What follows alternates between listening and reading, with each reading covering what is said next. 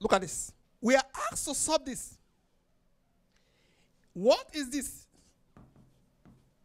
Over 1, you move this here, 0, you move this here, 0. That is 20 over 100.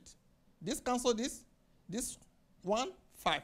That is 1 over 5. So I can say this is equals to 1 over 5. 1 over 5.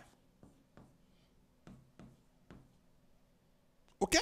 As you can see, if I work on this further, I will have 5 raised to power 3. I can't move forward still.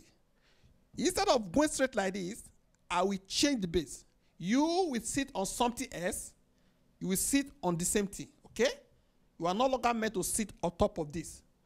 How are we going to do that? I will say log this one first, then all over log this.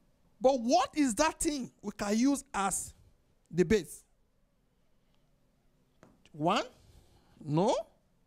2? No. As you can see, it's 5. It's going to be 5. You can choose anything, but 5 will help us. So by putting 5 here now, I can work on this further by saying log base 5. This is 5 raised to power 3. Why this is base 5, 5 minus 1. So with this now, you agree with me? We can remove this from here. I put it here. That is equal to